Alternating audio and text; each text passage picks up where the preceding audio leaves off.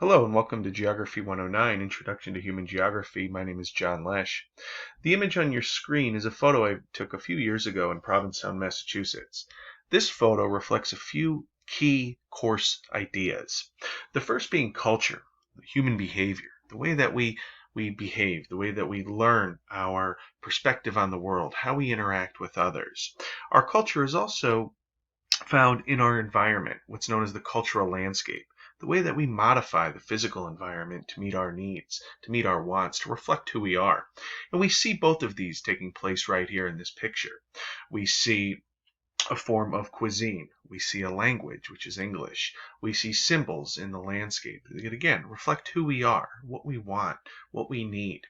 Another course theme is globalization, the increasingly interconnected nature of people, places, and institutions around the world. When we look further into this image, we see cuisine like Mexican, which tells us a little bit about the interdependence among people in North America and the transfer of culture back and forth across borders. In the background, we see the Pilgrim Monument, which tells us about globalization and the movement of people that occurred about 400 years ago. So a simple picture like this tells us a lot about who we are, tells us a lot about culture, the cultural landscape, human environment interactions, and globalization. To start to think about geography, many of you may have never taken a geography course. Many of you are taking this primarily to fill a core general education requirement. But I want you to think a little bit deeper. Why do we take a class like this? What is geography? What are some of the outcomes that I hope you'll achieve? And a couple quotes that come to mind. One being, anyone can be a geographer as long as they are curious about the world around them. Caitlin Finlinson is an active geographer today, and she puts together human geography and world regional geography textbooks. And I really like this quote from her.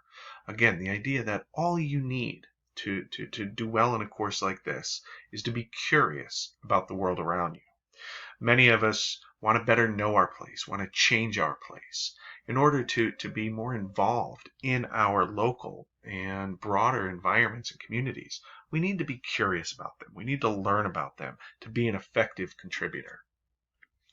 And the second, this was a picture that I found on a wall in Curacao, an island nation in the Caribbean.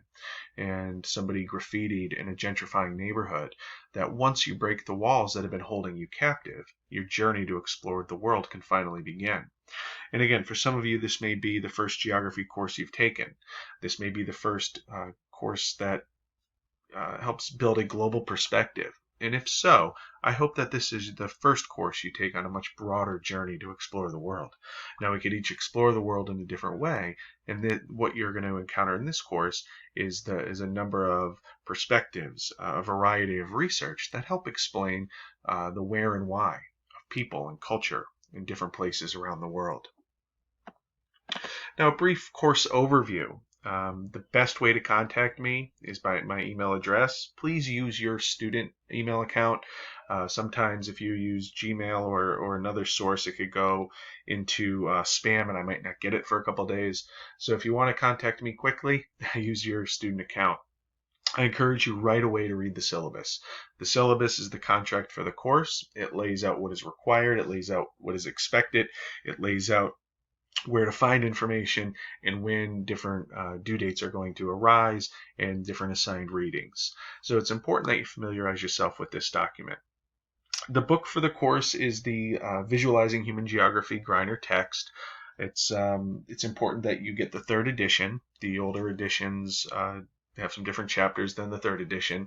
There is a copy of the textbook available in the used store. You could also find it online.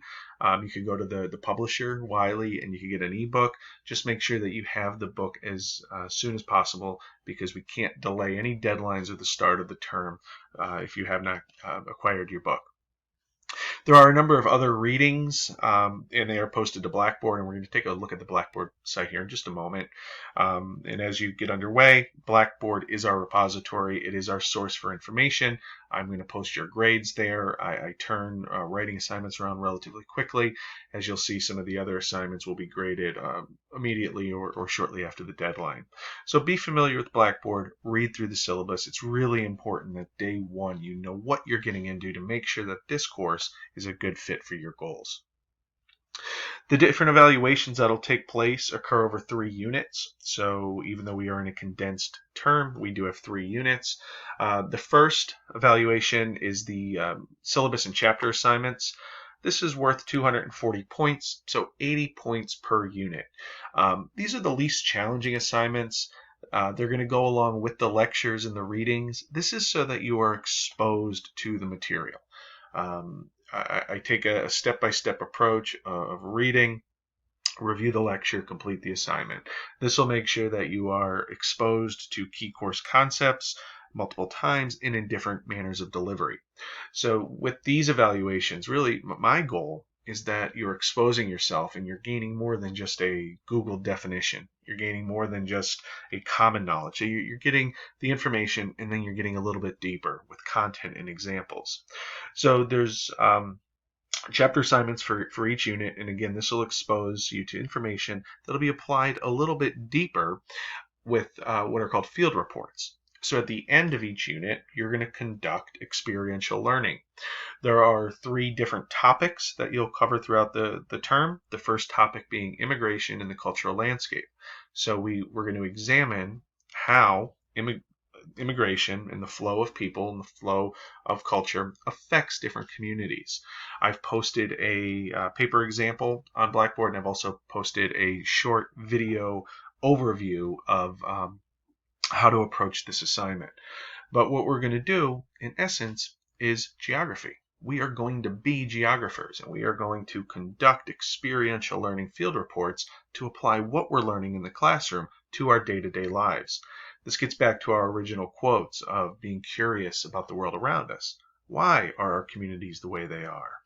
How do I begin this journey to better understand my local environment? It doesn't have to be anywhere foreign or exotic or far away. What I want to do is make sure that we're applying what we're learning in class to our immediate surroundings. Now we'll take a look at the Blackboard site. Bear with me one second here. The page we're looking at first is the announcement page. So anytime I send an email, I'm going to post it here under announcements, and I will not burden you. I will not overdo it with email correspondence. Now, if you email me, I'll get back to you as quickly as possible.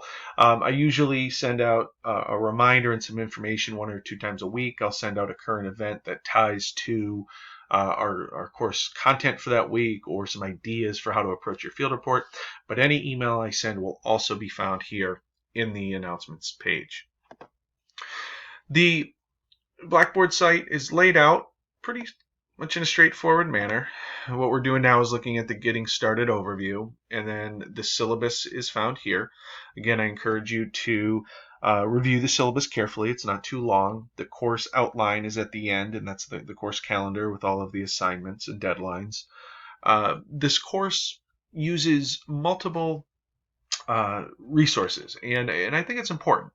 No single textbook is the end-all be-all when it comes to presenting information. So I like to include different perspectives. I like to include my perspective at time in the recorded lectures.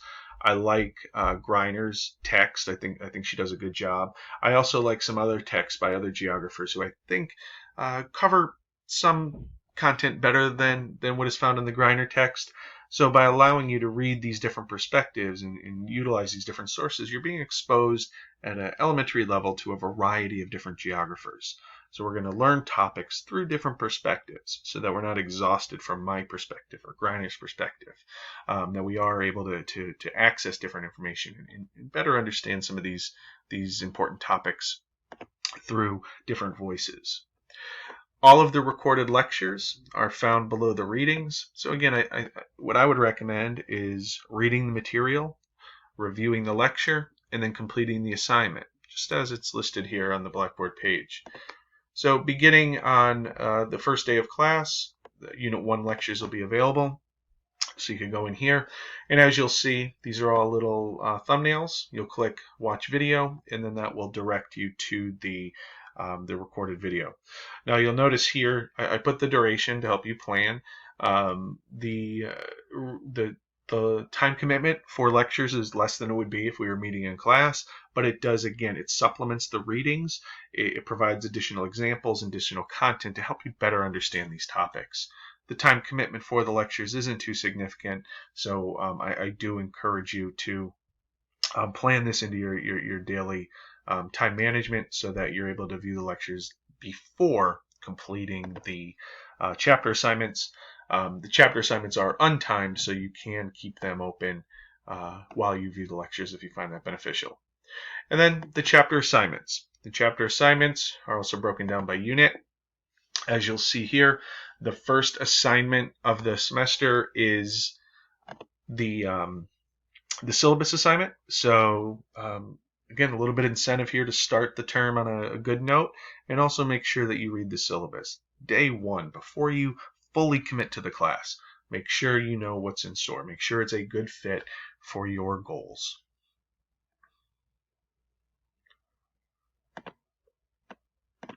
Right.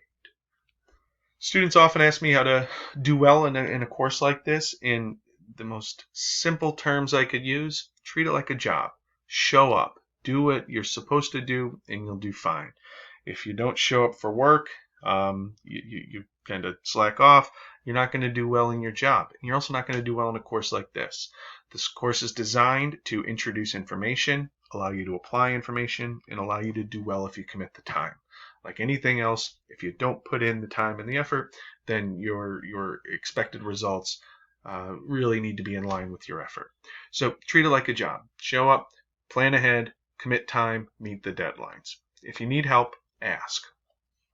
This 5-week course moves quickly, so there's no time for catch up. Make sure that you, again, are planning ahead. Make sure that you look ahead to know what the reading assignments are, what the chapter assignments are, when the field reports due, what all of that entails. Ask questions. I am here. I can meet with you Monday through Friday via Zoom between 10 a.m. and noon on Monday through Friday. I am available, so reach out. I'm pretty responsive throughout the business day, nights and weekends less so, but I will get back to you as soon as I can. Just plan ahead, ask if you need it. I'm happy to meet. I meet with a lot of students via Zoom to talk about ideas, and oftentimes in an asynchronous course like this, we could feel like we're on an island. You're not. Let's meet via Zoom if you feel like you need some help, if you're frustrated, if you just need some clarity. As you learn the material, make it relevant. I like to teach with a lot of examples in addition to experiential learning, so that before you go out in the field to conduct your own research, to write about your own experiences, you'll be exposed to the information, and you'll also be exposed to different examples. I want you to make it relevant to you. I don't want you to rely on my examples, another geographer or author's examples. I want you to make it relevant to you. And do your best. Should go without saying, but I look forward to seeing your creative applications. These field reports, I've been doing them now for almost a decade, and I'm always impressed by what students learn, how they experience this course material. So I'm looking forward to working with you. And if you do need help with anything, please reach out. I'm here, again, Monday through Friday. We can meet via Zoom. Otherwise, I'll let you get started. And again, plan ahead, read ahead, and if you have questions along the way, please don't hesitate to reach out. Good luck, and I look forward to working with you.